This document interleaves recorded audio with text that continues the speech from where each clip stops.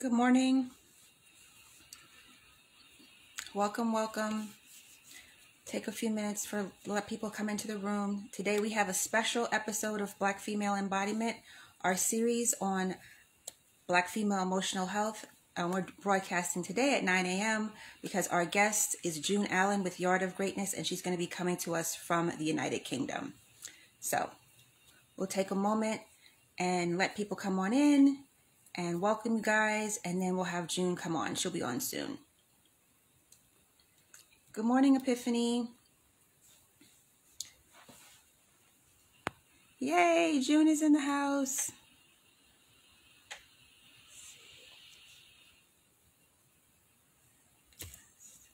See, guys, if I can do things and not mess anything up. Hold on, June, I'll get you in a second.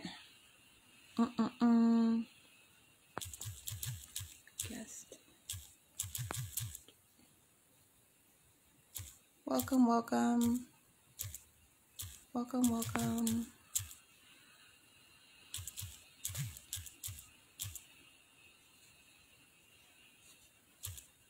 Come on in, everybody.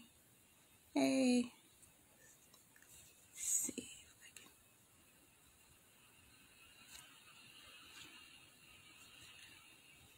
can. Ha. I pinned my first comment, guys. I did it.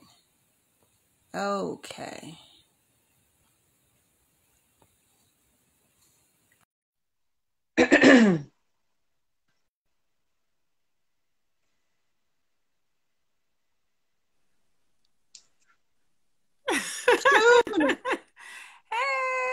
Hey, girl. Hey, hello, lovely. How are you doing, beautiful? I am good. I've been so excited about joining you today. It's been Hold a on, while one since second. Can you turn your volume up? I can't hear you that well. Oh, you can't hear me? Okay, let me just turn this up. Is that better? It's a little bit better. Can you go up any higher? Can't go up anymore. I'm just trying to Can you think hear what me else. okay? Yeah, I can hear you fine. Is that any better? Yes, that's What better. else? Yeah, okay, good. I'm just wondering That's whether good. I'll lean in a little bit just to make sure you can hear me. You can all hear me. Okay, yes. No, I asked you how you were doing. What'd you say? I said I'm good. I was really excited about joining you today because it's been a while since we did the last live, and I had so many good comments. We had such good feedback from people. We Yeah. were just vibing and stuff like that. So I was really excited about joining you today. So yeah, it's good. I was insistent that you join me today. That's why I did not give up. That's why I kept on like messaging you. And I was like, look, June's coming on this show or this Instagram thing before 2020 is over. Okay. I was like, June. And I was like, June. Yeah, and listen, that I wanted to come here anyway. I know. You're my sis. You're my sis. I had to come on here and do it. So you know that I would be here. So at some point, I would be here. Yes, Yeah. that's why I was being insistent. I was like, June, how are you doing? How are things going? And stuff like that. Because I just enjoy talking to you just when we're messaging each other and just checking in to see how you're doing. But I just really wanted you to come on before 2020 ended because we just had such a good time and just had such a good vibe, and it was just so organic. I just felt so good after that conversation. That conversation just felt wonderful in my spirit. Yeah, it was great. And we're going to be doing more stuff next year as well. I'm still holding you to stuff that we're going to be doing next year as well. So I'm excited about that. This is definitely the beginning of a longer term collaboration with stuff. So I'm excited. It's good to be here. It's really, really good to be here. Thank you for inviting me. You're very welcome. I've had some really great guests, and I love all my guests, but I'm not going to gush and say you're my favorite person on Instagram because, because you meet people and you just fall in love with their spirit and you just connect with them. And just, when we had our first live on your page, people were like, oh, you and June have known each other for a while. We're like, no, June and I just met. We just met. But you know what? That's what's good about this, because as soon as I saw the stuff on your page, I just knew. That's why I just messaged you and said, let's do a live stream. And but at that point, we hadn't even had a conversation, but I just knew in my gut that it would be okay. And it was fire. You Yes, yes. fire. It was wonderful. And I was so happy. We had and it just felt so good. And it was just so organic and it just flowed. And, like it was just such a natural conversation. So I just loved it. So I'm just going to go into our formal stuff and then we're going to get into our flow and then we're just going to let it go. Cool. Cool. Okay. Cool. Cool. Great. So welcome to Full Circle Therapy Services. I am Sonia Ross. I'm the host of this series on Black female embodiment. I'm a licensed clinical social worker, therapist, and author. I'm the author of Master Your Depression, A Black Woman's Guide to Emotional Wellness. And the reason I created this series, this is a space for Black women to become connected with their bodies. Through centuries of oppression and trauma and violence, we've completely disconnected from ourselves in various ways. And this series is about helping us ground in our body, heal our relationship with our body, so we can be on a path to emotional wellness. And so periodically, I have the pleasure of bringing on so many brilliant, brilliant Black women. I had Alicia McCullough on. She was our first guest. I had Therese Couture on. I had Jasmine McLaughlin on.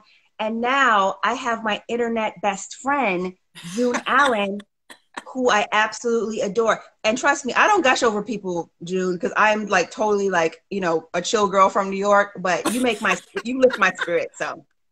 Oh, it's mutual. The feeling is mutual. The feeling is mutual. Every time I see your post, I just smile. It just makes me smile. Beautiful. Yeah. So there's definitely a mutual sister thing going on there. Yeah. Mm-hmm. Love that. So tell the audience about yourself, June, for those who aren't familiar with your work. Okay. So my name is June Allen and I am the founder of The Art of Greatness. And The Art of Greatness is a platform, again, for Black women. And I teach women who are struggling with self-love, sisterhood, and sobriety. So my background is in, I started my own personal journey back in 2009. I went into 12-step recovery because I kept finding myself in addictive relationships, abusive relationships. And I just thought, oh my God, I needed to just go and get some help. I just needed to go and figure out what the hell was going on. Why did I keep choosing people that were unavailable? What was that about? Not to victim blame, but I needed an understanding as to why I kept choosing these people. So I went into 12-step recovery, had an amazing time, learned a lot, but there was no cultural context. As a Black woman, I didn't understand how the healing process was part of that conversation, which is why I love your work, Sonia, because we speak the same language. And what I share a lot on my platform and with the Black women that I work with is that there's always a cultural context to whatever you're talking about in terms of wellness. There has to be a cultural context. We still live under the system of racism. As Black women, we have to deal with racism and sexism. So how does that translate? How do we understand how living under the system of racism, how does that impact how I think about myself? How I think about when I'm parenting, how does it impact my relationships? These are all questions that I wanted to figure out and understand.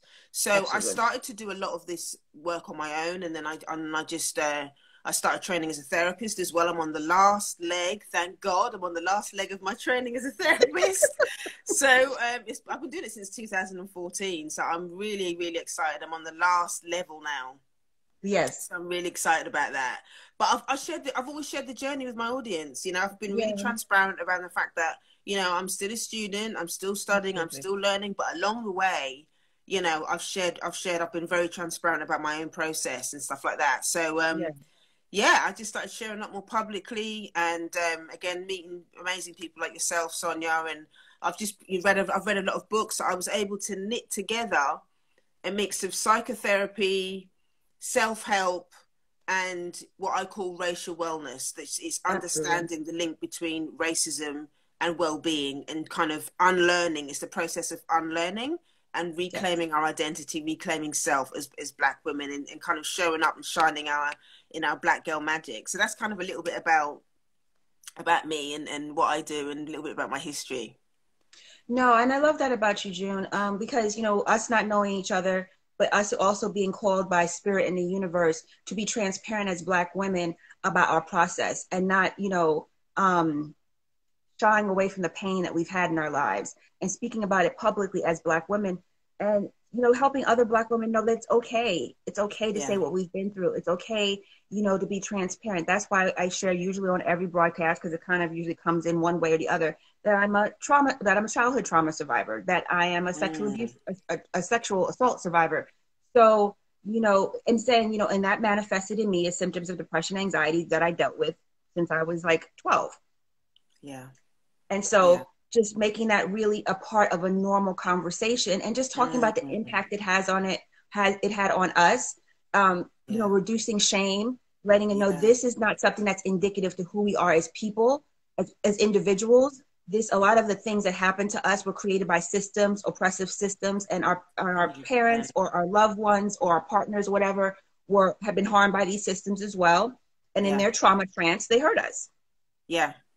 100%, and all of the above as well. I'm all about, I've experienced a lot of that as well. Mm-hmm. Abusive relationships. Also a survivor of sexual assault in relationships and as a child. Yes. And this is one of the reasons why a lot of the women that I work with choose to work with me as well, because I'm not just talking from my head. Absolutely. You can train training as a therapist and stuff is quite a detailed process anyway. Yeah.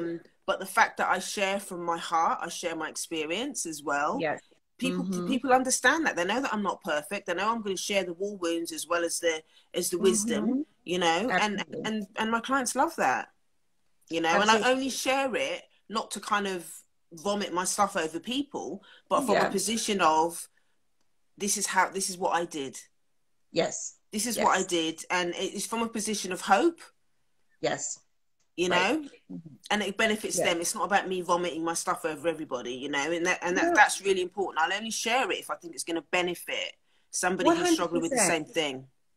Yeah, 100%. And when you go to these schools of training, because they're so Eurocentric and because they're so westernized, they teach you to have a level of detachment with the people you're working with. Either that's through therapy or through coaching or whatever. It's very detached, Yeah. it's very like, be very removed from them, but that's not our way. We work better in the collective as Black people. We work better with sharing. Mm, Now, of course, we need to have ethics and have boundaries and stuff like that, of because course. we can't be vomiting our stuff on people, because that's not what they're there for. They're there to be Right. held. They're not there to be, hold us. And so we have to Exactly. always be mindful of that.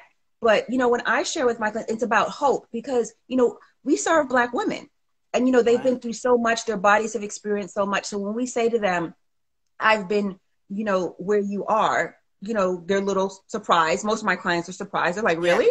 And I'm like, Yeah.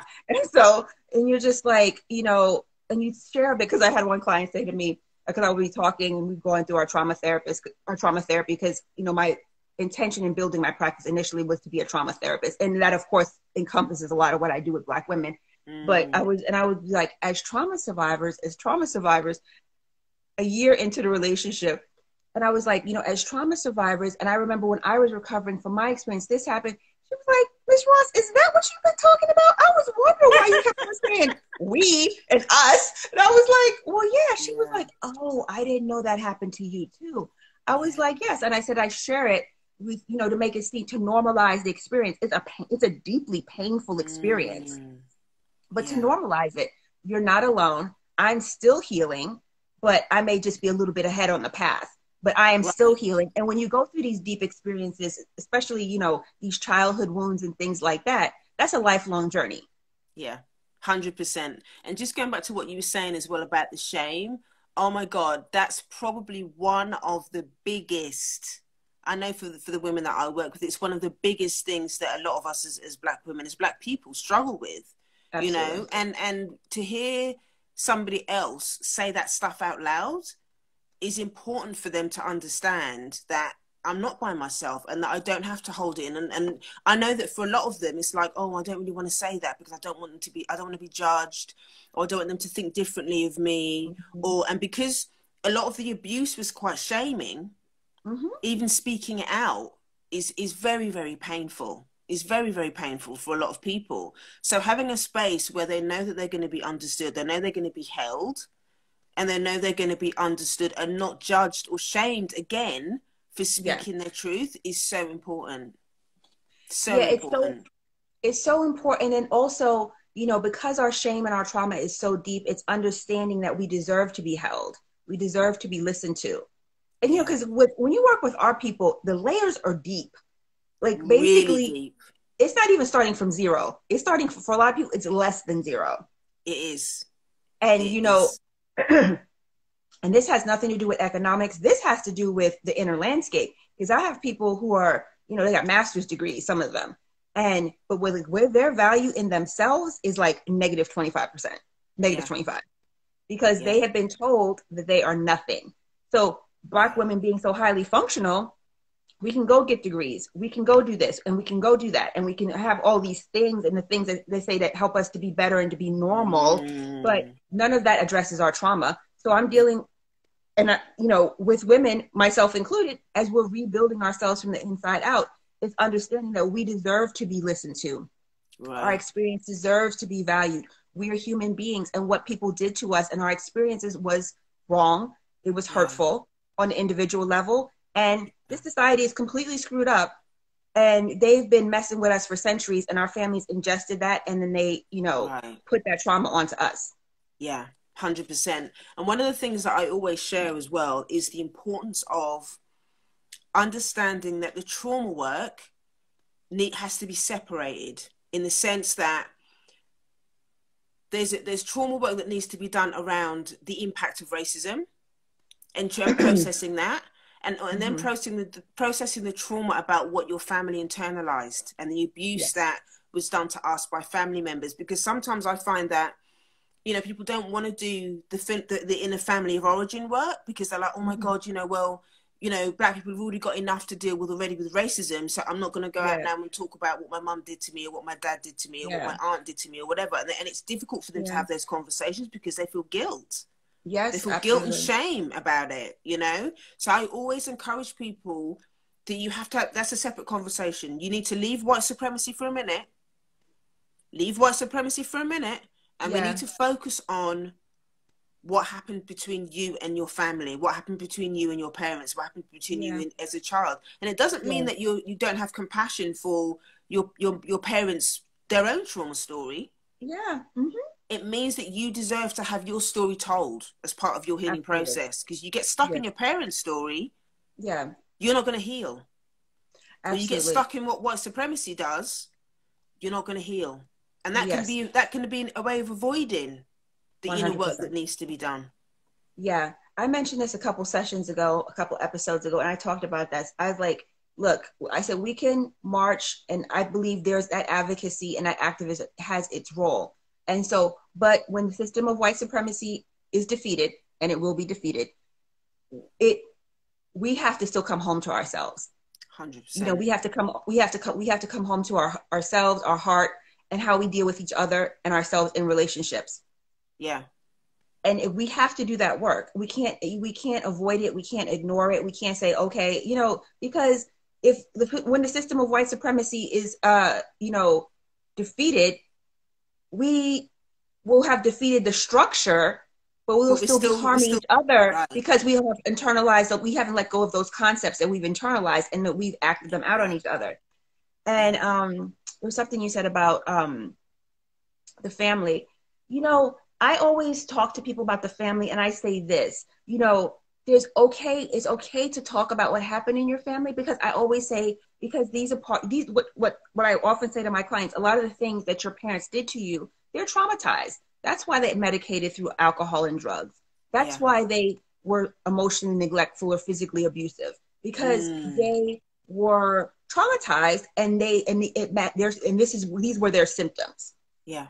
So it's never about saying, oh, they're a horrible person and you just need to get away from them. No, let's put it in the proper, like you said at the beginning, the proper social and cultural context of what we've experienced as a people, and what is happening for us right now, and how these experiences continue to live on in our body. Yeah.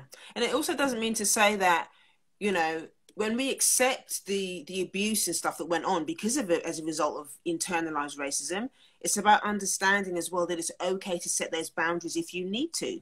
Sometimes it can be resolved and sometimes it can't. Unfortunately, part of the healing process is also understanding that there are a lot of people, our community is very damaged. our community is very damaged. And one of the ways that I always explain to my clients and how I work is, and I'm sure the fact that you've done a lot of this work as well, I know that it kind of echoes in what you do, is kind of using the I don't know if you did the concept in the work that you do around the triangle of insight. Do you know that concept? Okay, well, I kind of call it the kind of like the triangle of self-awareness. So what that means is one corner is what's going on in the here and now. Yeah. The other corner is relationships, family, friends, community. And the other corner is what's going on historically.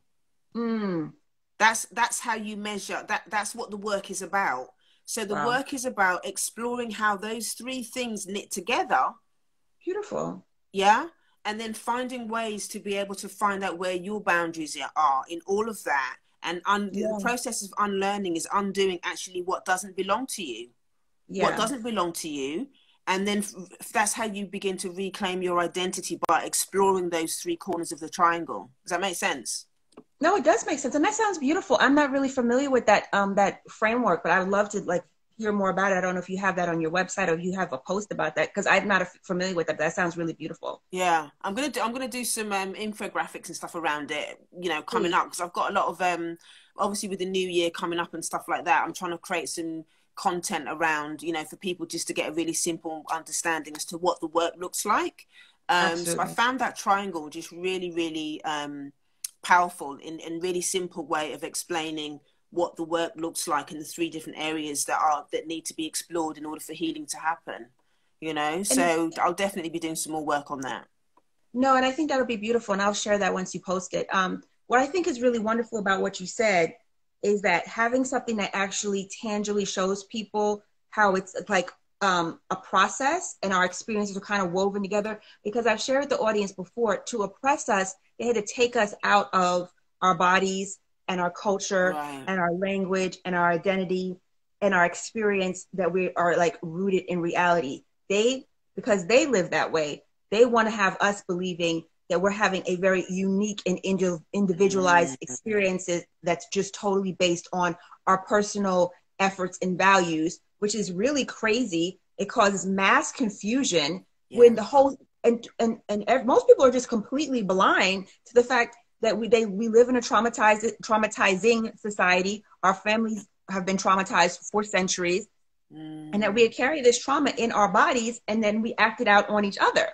Yeah, 100%. And so, 100%. And so when you have information, I bring forth and you bring forth, that's actually putting in its appropriate social and cultural context, you can see, I'm not just some aberration, this is not an individual experience. No, and that them making us think that everything is individualistic and unique and separate, that's a way to keep us confused, so we don't know what's happening inside of us. Yeah. And we're not 100%. Able to ground ourselves in the appropriate cultural and social context. Yeah. So when you combine the toxicity of the trauma and the shame, that's when people go, okay, I'm going to be a strong Black woman now. I can't talk to anybody. I can't be vulnerable. I can't do any of this, And so people do think it must be me, because no one, you mustn't tell anyone. Nobody's talking about it. So let's just act like, nobody's talking about it. No one's putting a language to it. So let's just act like everything's okay. And, you said your point was in 2009 that you were kind of like, okay, I need some extra assistance. I had been in therapy, since I left my childhood home, off and on.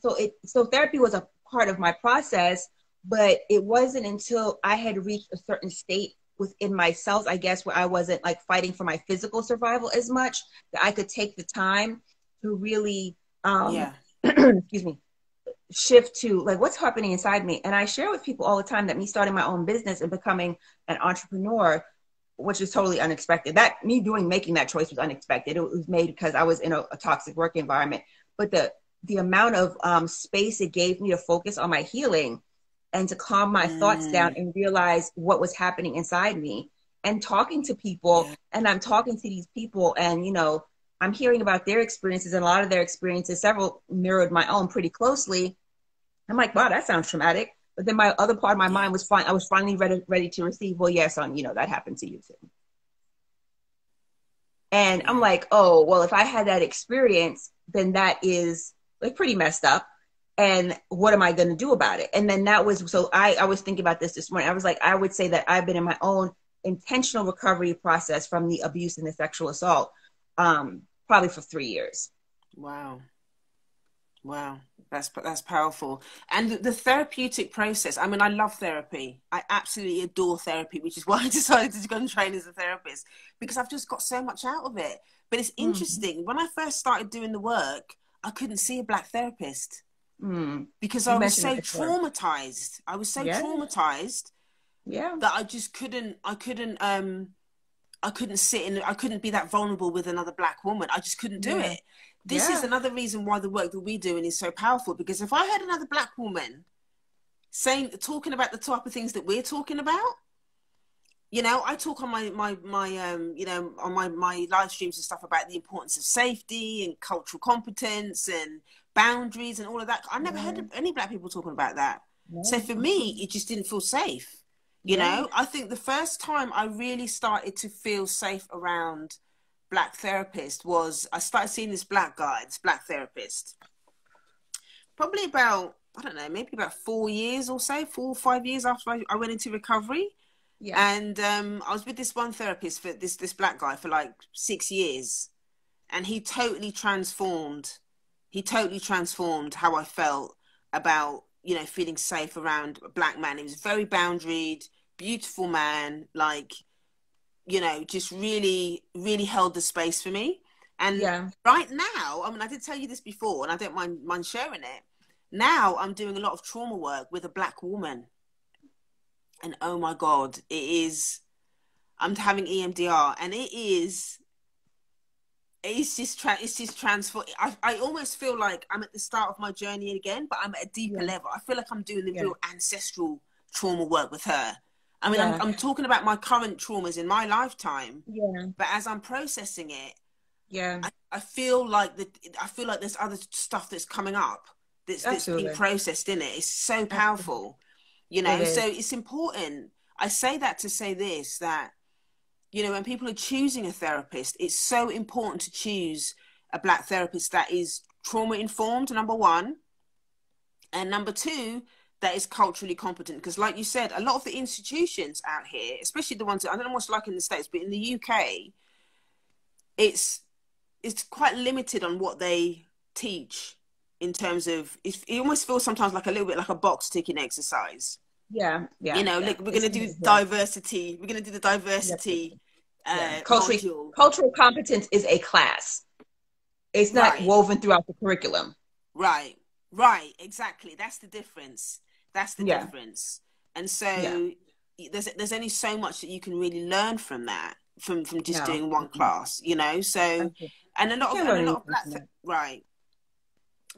therapists, they don't have the depth that they need to know about what it means to work with the Black community and stuff like that. So and I think there's a lot, because of the work that we're doing, there's more people coming out and talking about it, but it still needs to be more.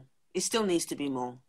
It needs to be 1,000% more. And so the opposite of your experience about you saying that you weren't comfortable seeing a Black therapist when you first began your recovery process, that the opposites on the clinician side is that I've spoken to Black therapists who told me that they didn't want to exclusively see Black people.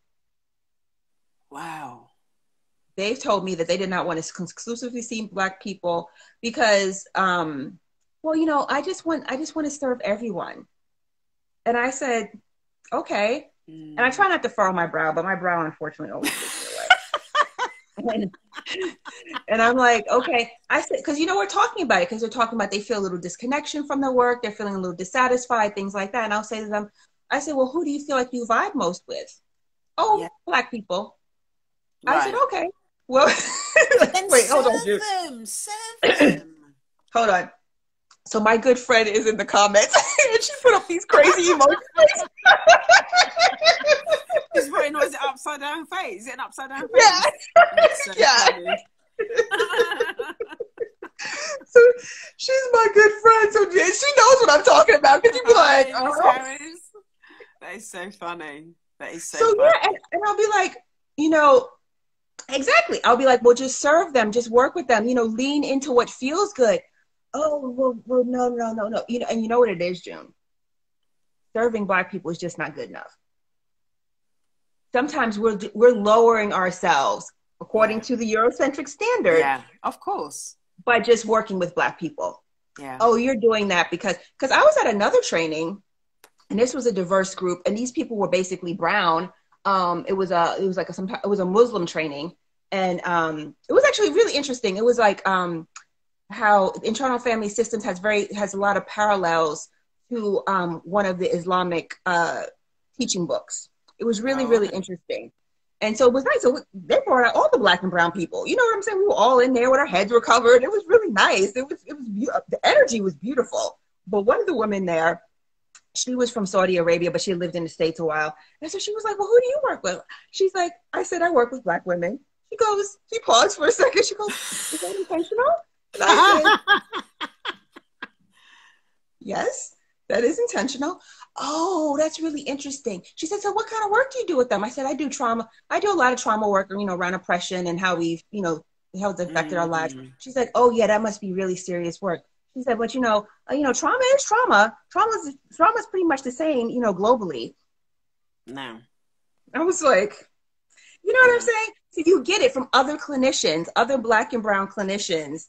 They say things like that to you. They can't believe you would ever just solely focus on Black women. Now, of course, like my friend Jenny, who's in the comments, and other people are like, oh my God, that's so wonderful. So, and like Alicia, Alicia McCullough when she was on, she's saying what she was like, oh my God, that's a godsend. That's what we need. But, you know, a lot of people, you know, because we've been indoctrinated that being Yeah. closer to white people, even as professionals, is where it's Yes. at. Yeah, that's the aspiration, isn't it? Yes, That's what we've to be been closer trained to to think whiteness. is the aspiration. Let's stay close to the whiteness because, you know, then we don't. And also, if you, as me, also serving predominantly Black women, you know, it's almost like, well, let's just let's not upset the white people too much. You know, we want to upset white people because we're only looking at. So why don't you serve white people then? Why don't you serve white people? Are we not good enough? It kind of triggers their own fragility Yeah, almost. You know, yeah. when I have those conversations, but I've always been unapologetic about it. I don't make any apologies for it, and do you know what? We need it. 100%. Well, I'm sure you figured out, June. I don't care. So I'm going to say what I want to say. I I swear hear to God, you. yeah, talking to you, June, I swear to God, I feel like nobody else is here and we're like in my living room. I know what you mean. It kind of does get a little bit. It does get like that. I Yeah, hear yeah, you, yeah, but yeah, I yeah. hear you. I hear you, and it's just I don't know. There is so much. I love working with Black women. I'm just gonna put. I said what I said. I I said what I love said. I love working with Black women. The And richness. the I love richness, seeing them have their aha moments. I love when absolutely, the light bulbs are going off. And 100%. there's kind of like a thing happening in my mastermind at the moment Yeah, where the women are coming in and they're making decisions and showing up in their yeah, friendships, in some of their relationships. Like, do you know what? absolutely. I'm a Black woman and I'm not going to apologize for it anymor. So somebody's saying, I feel like I've been invited to a dope tea party. I It's know. true. It's true. It's Yeah, June and true. I, But June and I yeah, have great energy. Yeah, yeah. But the yeah, women are saying that they're tired of the code switching. They're absolutely, tired of 100%. kind of pandering to white feelings, and they just don't want to do it anymore. They've had enough. Well, first of all, it's exhausting. It's Oh my psychically God, it's draining. so exhausting. And it's like mentally, like your brain is like leaking out. Well, I remember when I remember when I first met my friend Jenny, who's in the comments, and we met, and we were talking about. I hope you don't mind me sharing this, Jenny. We were talking about it's like we would go to these trainings and be in rooms full of white people, and we would feel so drained. I said because our vibration, and I said because our Yeah, vibration is different. We're not vibrating on the same level. They're not emitting what we're emitting. So even if they're doing absolutely nothing and they're silent, and they're not Yeah. even being directly aggressive towards you, their energy signature is off. That's why we leave that space from them being drained. But Yeah. to your point around the working with Black women, the way I put it to people is that this focus in my work has been a true instrument of my healing, my own personal recovery process. Same. Oh my God, same. The energy we get from just being around each other is healing. It doesn't matter what the So conversation is powerful. about. It doesn't always have to be like super deep, but our energy with each other is healing. And I just was like, she's like, April's funny. Oh gosh, that's so funny. April's funny. So, just the energy, because again, to keep us oppressed, we have to be isolated from each other. Exactly. Or if we are in contact with it, we can't have platonic intimacy with each other, and we can't have non-abusive relationships with each other. Even if the abuse is not physical or sexual, it's always some type of negativity or criticism or some type of backbiting. So, and then, but when you get into this space where you're able to share space with Black women, and the conversations are holistic, they're about healing, they're about their true pain of their experiences. Yeah. Like, as a therapist, it's cyclical, and I'm getting something from that as well. Yeah. The energy is being transmitted both ways. And so that energy is aided in my healing process. Yeah. 100% agree. 100% agree. It becomes, there's something about when Black women get together and it's safe, and so I've been in beautiful spaces where, there's tears, and then there's laughing, and then there's a relief. There's a sense of, oh my God, it's actually okay. Yeah. I'm not losing my mind. I'm not the only one. Like, and Black women are dope. Yes, absolutely. That's absolutely.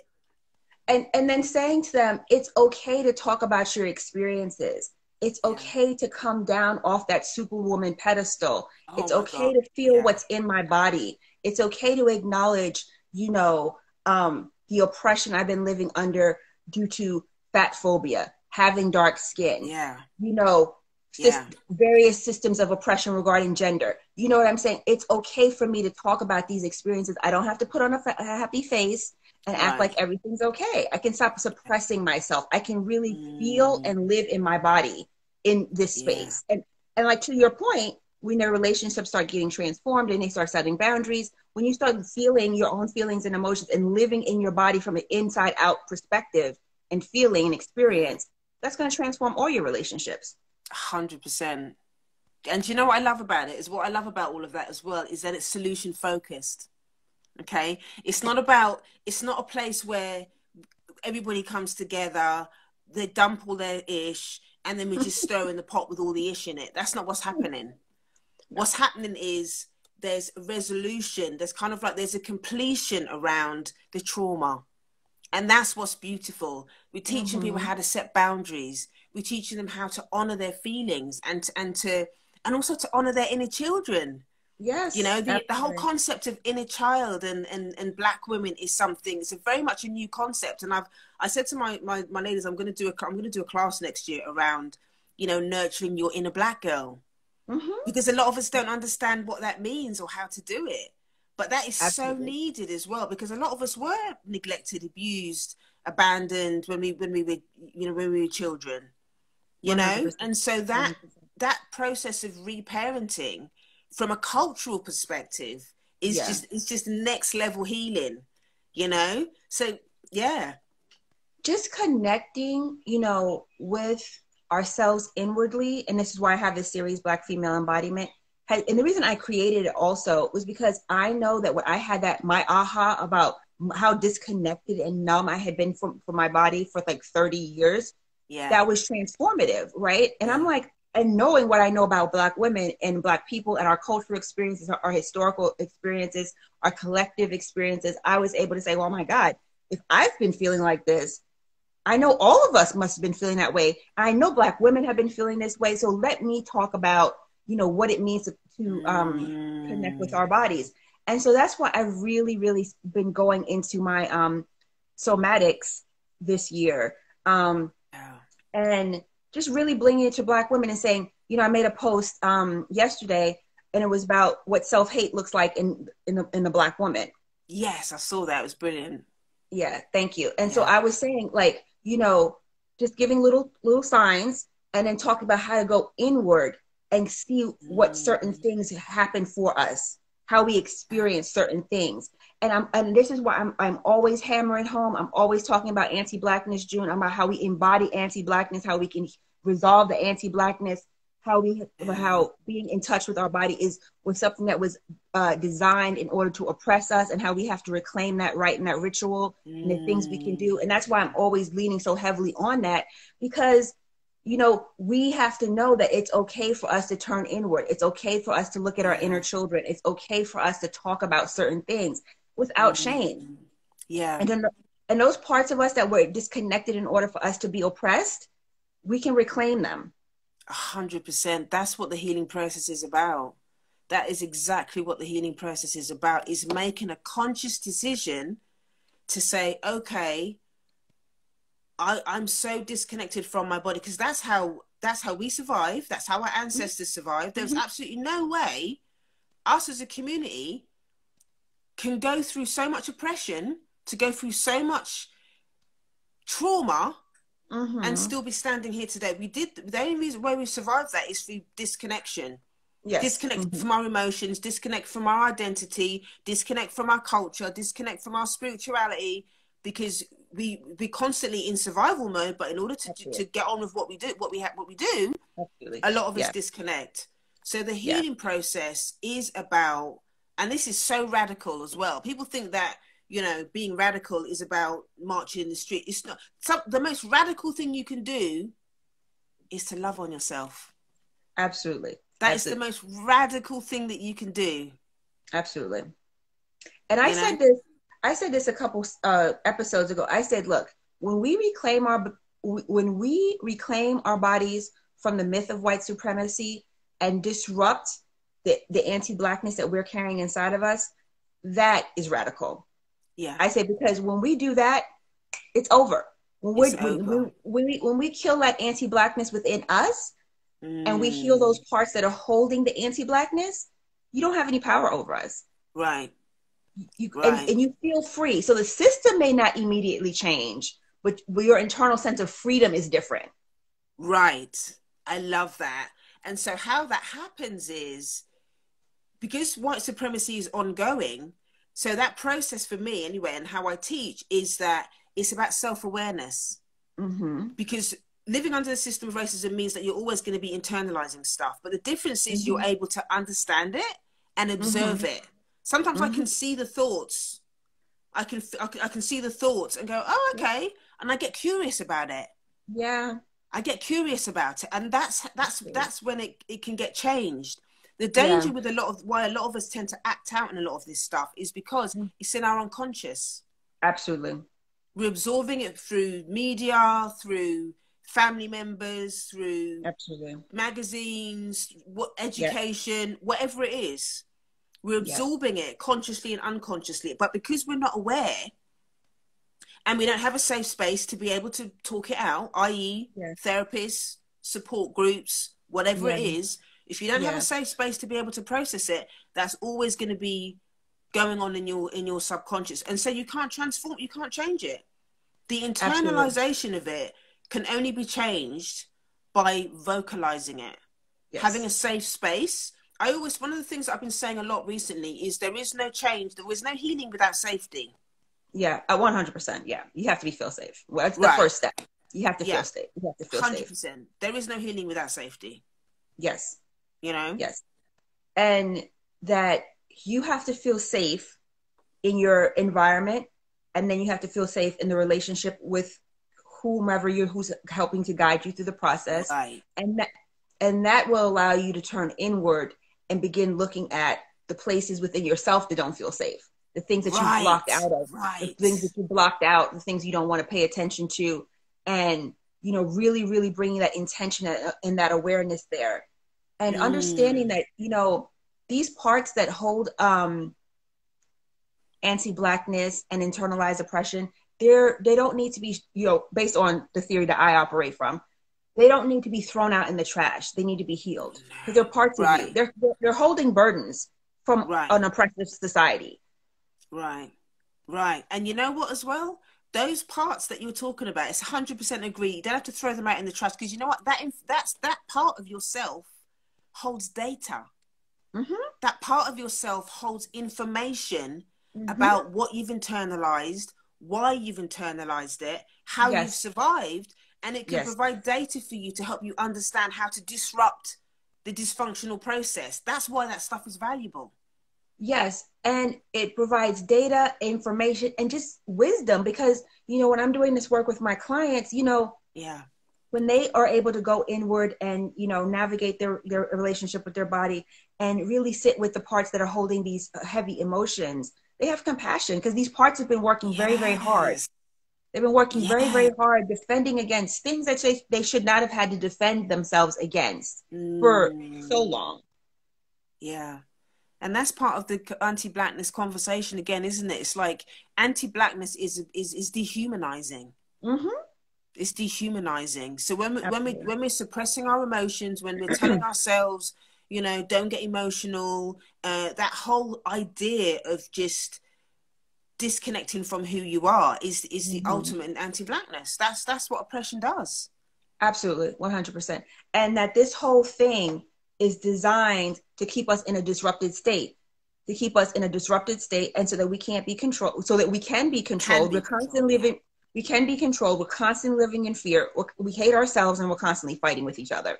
Yeah, yeah. I always say about this whole thing about us fighting with each other is it's very easy for us to get into that spat of, you know, the black man against the black woman. You know, it always makes me laugh when I see them on social media when somebody posts something about black men this or black women that, whatever, and then they get into this big fight in the comments. And I always say, it's not the black man against the black woman. It's black people against white supremacy. Absolutely. Mm-hmm. Okay? It's not the black man against the black woman. It's black people against white supremacy. That's what it is. Yeah. And then I was just talking to someone about this on Saturday. And then people who capitalize on the pain that we have in our community by making anti-black comments about black men and black women. I was like, if you're black and you're online, in whatever capacity, because I've seen some high-level people do it, make anti-black comments about black men. And I'm like, you're being anti-black. Yeah. You're being anti-black. And you can't act like you take, but again, I always remember, even though I get angry about it, I have to remember they're saying this from a place of trauma. Of course. Because the narrative in their mind, because the black men in their lives have hurt them and oppressed them in, you know, in individual ways, is that they must all be bad and they must all be defective and operating in that context. And so that's from a source of pain. And you know what, June, maybe in the future we can collaborate on that. Maybe we could have a joint sister circle helping black women address their anger about black men. I think that would be really powerful. Oh my God, that would just, listen, I already said already at the beginning of the broadcast that we definitely have to do something. I already want you in my group already, my mastermind. I've already told the ladies that, you know, we're talking to you about doing some things next year. And I think that would be a great idea to be able to process that. Because I think that, like what you said before about it coming from a place of pain is the truth. You know, and I always remind people, look, shaming other black people is not an empowerment tactic. No, it's not. You're not empowering people to change by shaming them. No. You know, so whatever it is, whatever the beef is, it's not going to empower that person to change. What empowers people to change is compassion. It's compassion. Compassion, having a neutral, so I don't know if you saw my post. I met my mentor, Dr. Cleo Monago, in person last Wednesday. I don't know if you know who he is, but I don't know him now. Yo, well, go read my post. He is an amazing man. He has a singular vision. You would love him, June, of making sure that black people disrupt all anti-blackness. Wow.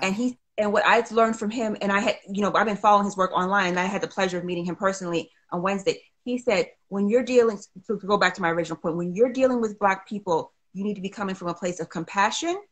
And he brought this point, you have to be coming from them from a neutral or a nourishing response. Oh, anytime you're dealing with black people, you have to have a neutral or nourishing response to Yes. disrupt reflexive anti-Blackness. Yeah.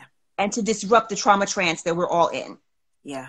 I was like, that was so, that was so beautiful. So Yeah. sisters, so simple. Lord, I could talk to June for 3 hours. I swear to God, I could talk to her for 3 It's hours. not 3 o'clock already. It's 10 minutes. Oh my God. That has gone so quick. It does. Wow. It does. Yeah. Time between us flies very quickly. So yes, June has only 9 more minutes to be with us. So ladies, I want you guys to remember this. And once June departs, I'll look through the comments and respond to the best of my ability. So remember, we want to get to a point where we can respond to ourselves and each other with compassion, neutrality, or nourishment. Yeah. One of those 3 things.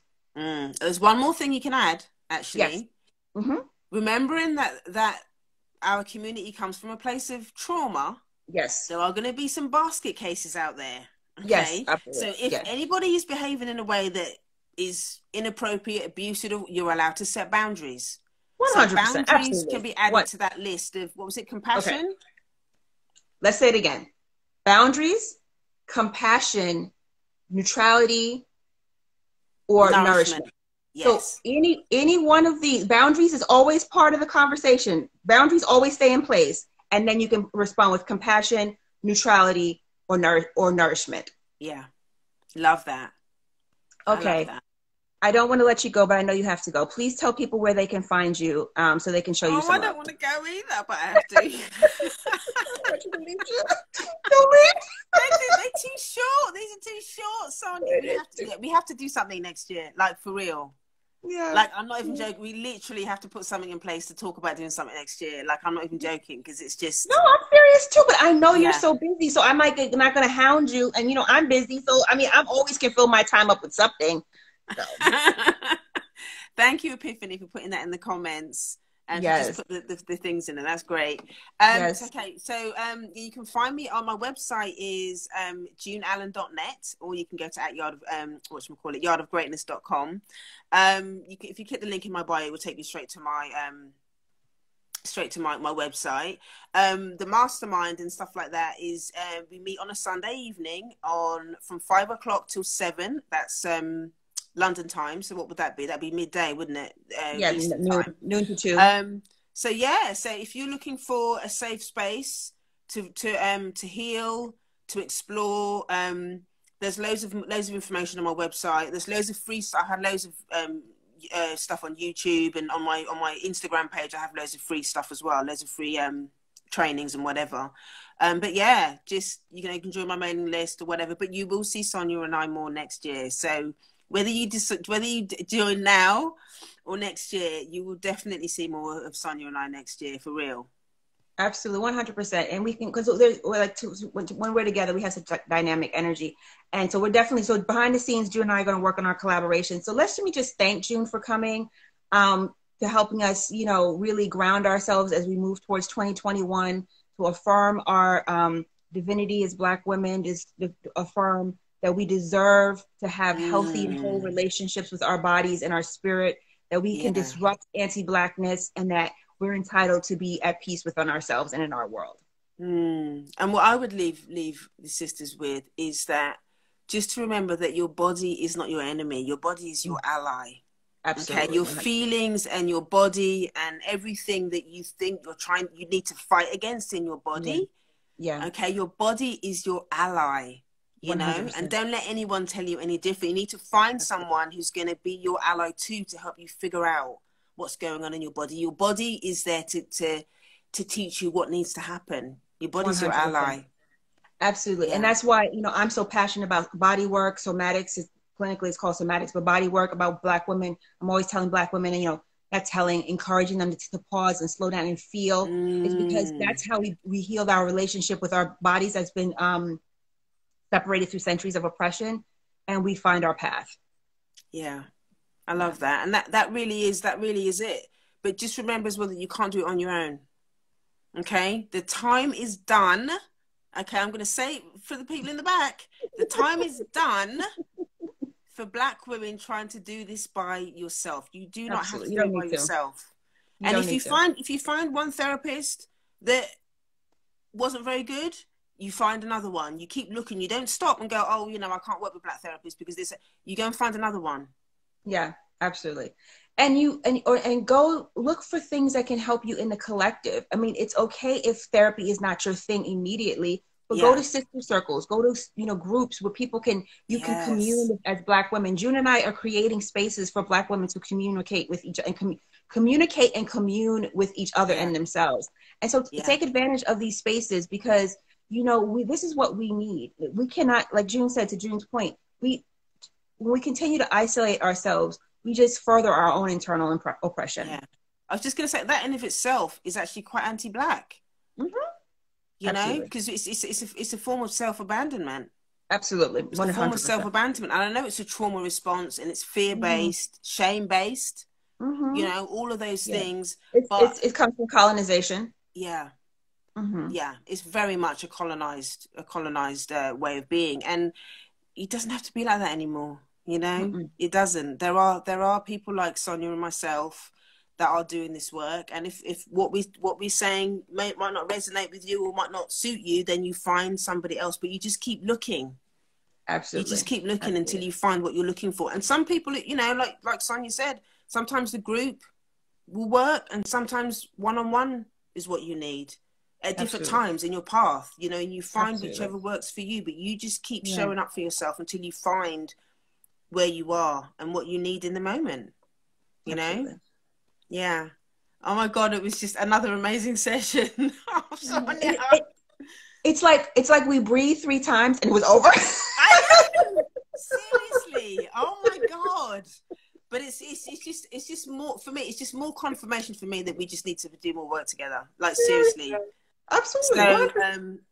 yeah. So 100%. Maybe I'll definitely what I'll do is I'm gonna message you so we can actually put something in the calendar to talk about what we want to do next year. You know, Sure. absolutely Yeah. 100%. Yeah. 100%. It's been an Yeah. absolute pleasure. An Thank absolute you so much. pleasure talking to you. Okay, It's so been great. everyone, please say goodbye to June. I'm not ending because I'm going to go through the comments and answer folks. But June, we love you. Thank you so much for gracing us with your presence. It's been a joy. You made my day. Thank you so much. Yeah, me too. It's been really nourishing for me actually. Yeah, I feel like I've had a nice little kind of like therapy / supervision session. It's been Okay. really good. Yeah. Okay. So Okay. how do I leave the session then? Okay, I think I can hit the X. Okay, take Okay. care. Bye-bye.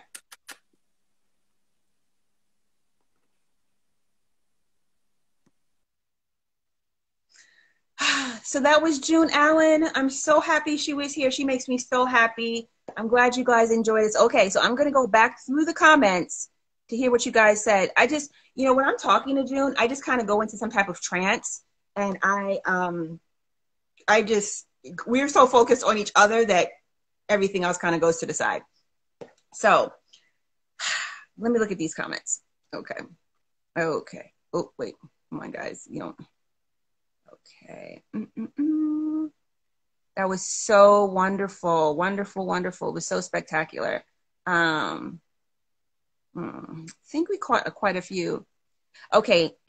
Creating April said, yes, we are told that we are nothing by society and also by our families in some instances. Yes, that's how our families internalize the trauma and act it out on us, by the society constantly telling them that they're nothing, that we're nothing, and then they bring that trauma and that pain home and act it out in the family relationships.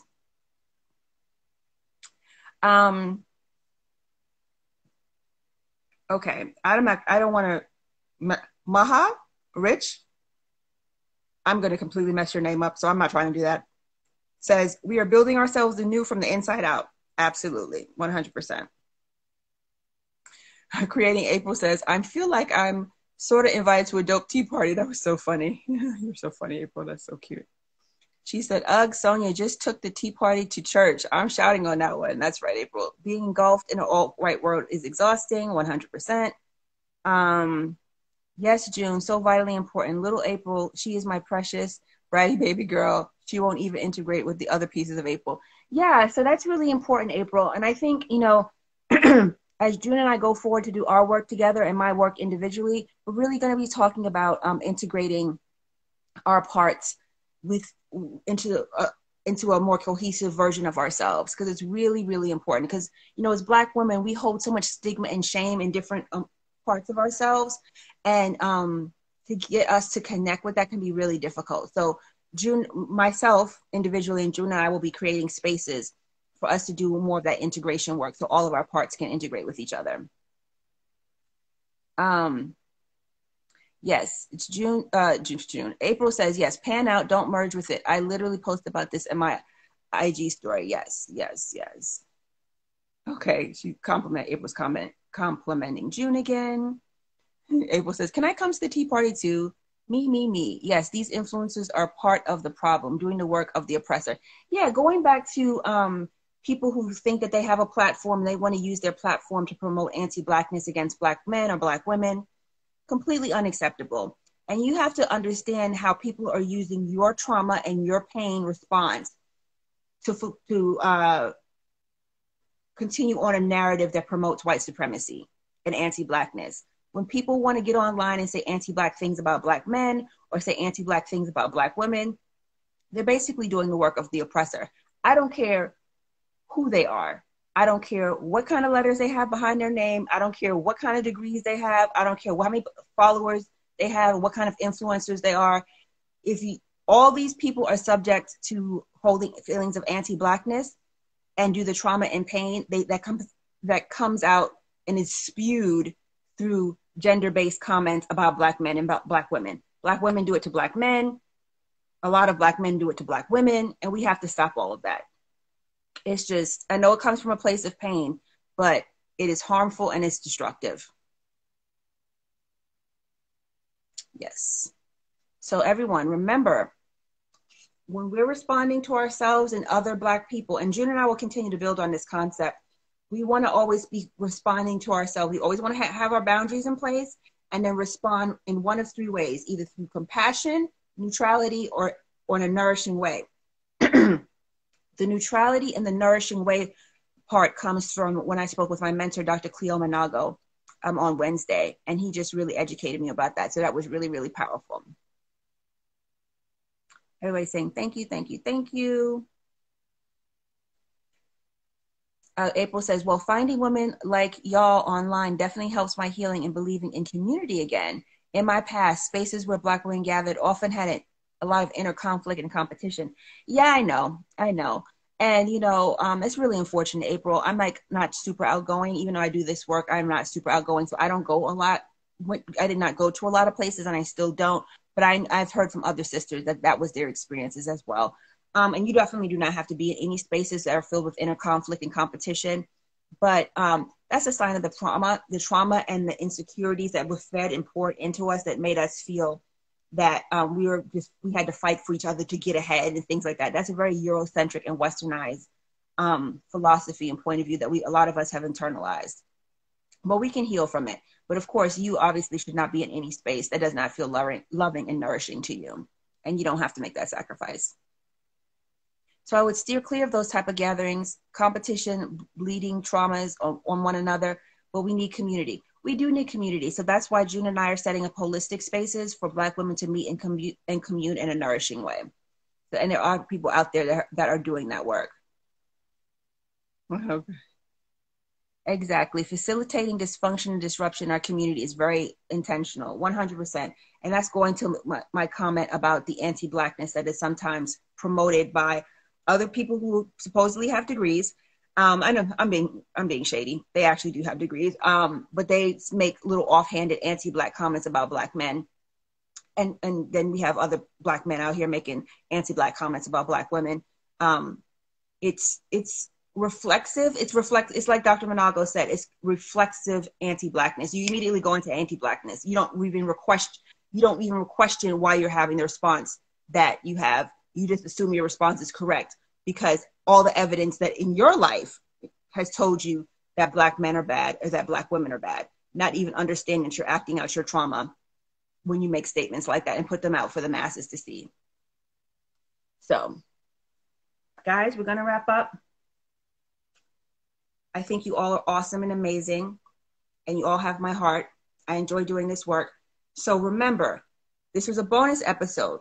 On Wednesday, we're going to have Tia Jones with us. Tia is adorable and delightful, and she is a mom coach, and we're going to talk about Black parenting and trauma in the Black community. So that's going to be another great conversation with another dynamic sister. So you guys, this is your week. You got two dynamic, awesome sisters in 1 week. And so we'll have our regular session on Wednesday, which will be at 3 p.m. Eastern time on Instagram Live. Jenny says, truth and how powerful it is when we do this healing work. It is powerful, and it's healing, and it brings a solace to our soul that we all deserve. We deserve, as Black people and Black women, to have a calmness and a balm to our spirit. You know, we don't need to live in disruptive states where we're attacking each other and making anti-Black comments and being in constant conflict. I know we're hurting. I know how bad that hurt is, but we have to do the work to resolve that hurt at whatever level. And don't think that just because you have a bunch of degrees and you're so-called, you know, in a clinical profession or some other type of healing capacity, that you're still not embodying anti-Blackness in yourself. So we all have to root it out. And I'm still in that process myself. I'm not putting myself above anyone. I do this work every day myself. And doing this work helps to make me very conscious of where I hold anti-Black sentiment. Okay. So remember, we will be back here tomorrow, Wednesday at 3 p.m. with Tia Jones, the mom coach, talking about Black parenting and trauma. And I'm Sonia Ross, therapist, licensed clinical social worker, author of Master Your Depression, A Black Woman's Guide to Emotional Wellness. If you're interested in receiving an excerpt of that book, you can click the link in my bio. If you like the guide that we typically use for this class, click the link in my bio. April has said something else. April says, neither am I. I'm pretty introverted as well, so I started my own Black Sister Circle this year. Oh, beautiful. Sankofa sessions. Come by anytime. Every other Saturday, I'll keep coming to yours. There's so much love here. Oh, that's wonderful, April. Thank you for telling us about Sankofa sessions. So let's make a community announcement. April has a program that is a Black Sister Circle. She started this year. It's called Sankofa Sessions, and it's every other Saturday. And you can join her over there on her page about the Sankofa sessions. This is beautiful, beautiful, beautiful. Thank you for sharing that with us, April. And please continue to join us since you feel so much love here. So this has been wonderful. I love you guys. Y'all have a great day. And I'll see you on Wednesday. Bye-bye.